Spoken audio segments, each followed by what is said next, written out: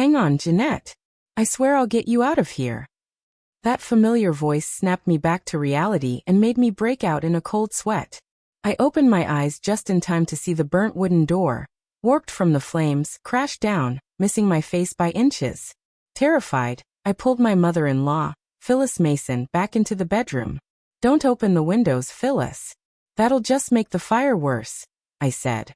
I quickly scanned the room, grabbed a pillowcase, soaked it with bottled water, and handed it to her so she could cover her mouth and nose. I could hear the sirens getting louder outside. Phyllis's face lit up with relief. Don't be afraid. Caleb's here with the rescue team. We'll be fine. I looked at her hopeful face, then lowered my gaze, my heart heavy.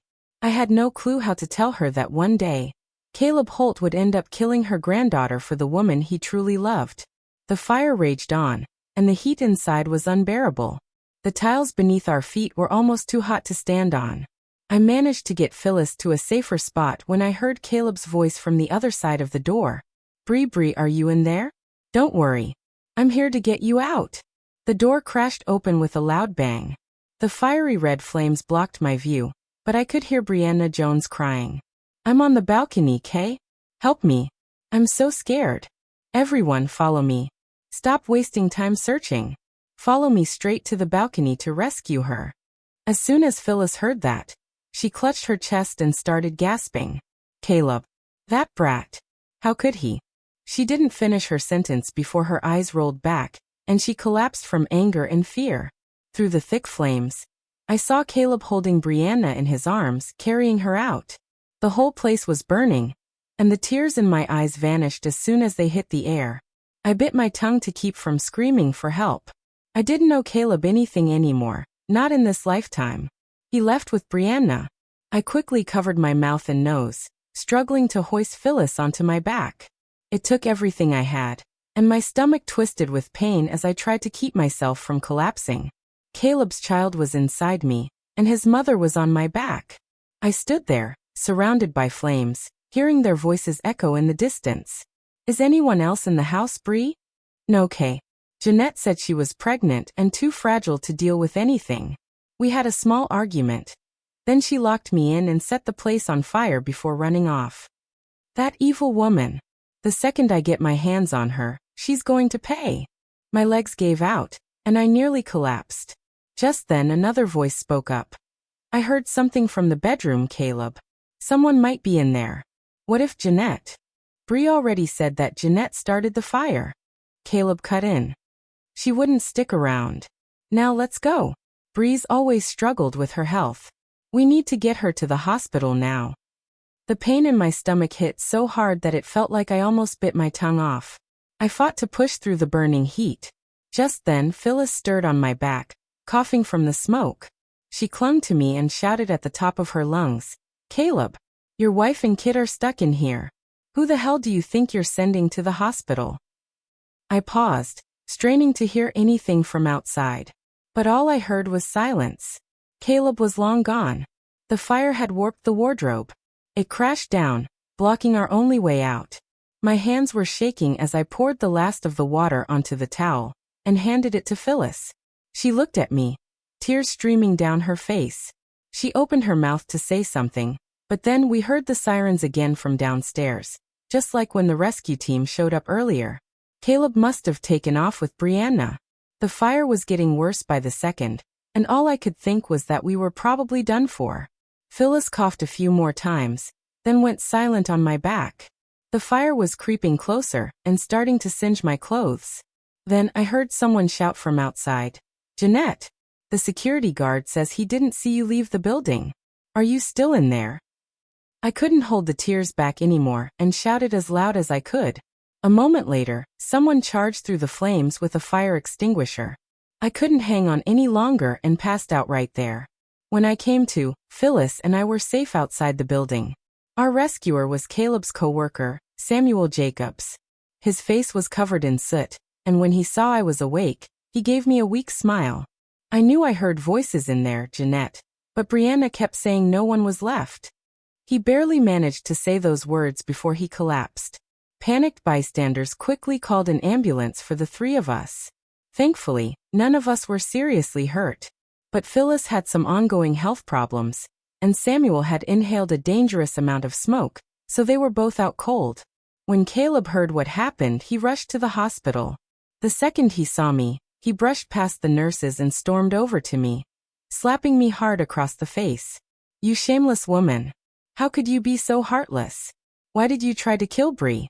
You weren't even home. Why go back into that fire? Do you realize you almost killed Sam too? I can't believe I married someone so cold. You'd be a murderer if anything had happened to them." I was still shaking from the terror of almost dying when he hit me, knocking me to the ground. And that was when Brianna poked her head out from behind him. "I know you hate me, Jean," she said, weakly leaning on Caleb's shoulder and coughing hard. "But did you ever think about how many lives you put in danger?" When Caleb saw her spit up blood, he turned around and kicked me hard as I tried to get up. "You monster! Why didn't you just die in that fire? I should have dragged Sam out and left you to burn." He loomed over me, his eyes full of pure hatred. Brianna curled up in his arms and gave me a smug look. I was too exhausted to argue.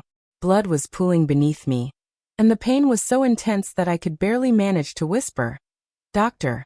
Call a doctor." Caleb sneered at my suffering. "A doctor?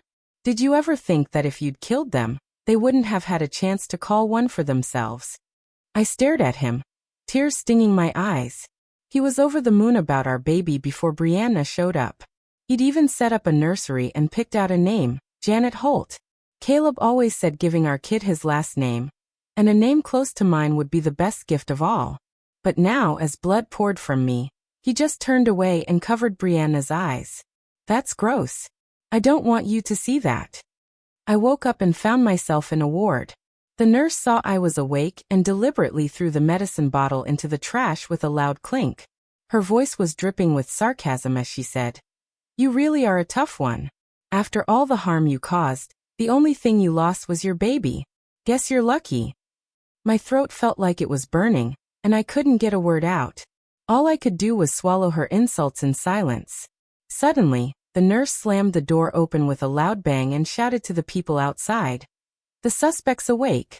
Get her out of here. We don't want her messing up our hospital. She actually went after a fallen hero's daughter. What a joke. She should have just been left to burn." Two people at the door grabbed me without saying a word, and before I knew it, I was being taken to see Caleb. There was a table between us. His face was stormy, like he was about to snap. He wasted no time laying the blame on me as soon as he spoke. He said, "You're cold-blooded for trying to kill someone, Jeanette Sloan. Since you were pregnant, I might be able to push for probation, but you're still going to prison." Then, like even speaking to me would ruin his reputation, he turned his head away with a stiff jerk. My throat felt raw, and when I tried to speak up for myself, all that came out was a harsh cough. Brianna rushed in, crying her eyes out. She practically threw herself into Caleb's arms. "I just had another nightmare, Kay. I dreamed I was burning alive in the fire. I'm so scared." Caleb's face, which had just started to soften, tightened again as soon as he heard her. "I don't get how Bree, of all people, could have done anything to offend you, Jeanette. Why do you hate her so much that you keep trying to hurt her? Her dad gave his life on a rescue mission, and this is how you treat the daughter of a fallen hero. Huh? You're..." He couldn't finish his sentence. He clenched his fists and pounded the table in frustration. Someone handed me a cup of water. I took a few big gulps before I could get the words out. "I didn't start that fire. Brianna did. She's the one who should be blamed and locked up. And you should be in jail too, Caleb. You failed in your duty." Caleb slammed his hand on the table again and jumped to his feet. He leaned in, his eyes burning into mine. "Bree is always innocent and sweet. How can you slander her like that? She already told me what happened. It was you. Yeah, you spiteful woman, who started the fire over some small argument." Brianna immediately broke down in tears. "She's trying to set me up again, Kay. I'm so scared.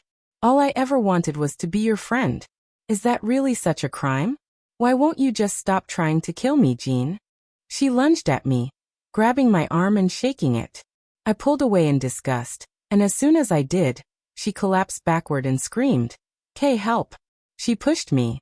Caleb jumped to his feet instantly, pulling Brianna into his arms, then used his free hand to grab me and shove me to the ground. You actually hurt her right before me, Jeanette? Are you seriously that shameless? If you weren't pregnant, I'd have you thrown in jail right now to teach you a lesson, he barked. I looked up at Caleb, who was seething. He still looked so familiar. The person who once promised me the world. But now, any hopes I had about us were long gone. In my past life, when Brianna took her own life, he thought I was the one who killed her. Now with Brianna still alive, he still blamed me for starting that deadly fire. I just couldn't see the point of this marriage anymore. Let's just get a divorce, Caleb. Take me to court if you want. Now that the baby's gone, I'm curious to see if you can still get me thrown in jail, I said flatly. Caleb's brows knitted together as he snapped. What the hell are you talking about? What do you mean the baby's gone?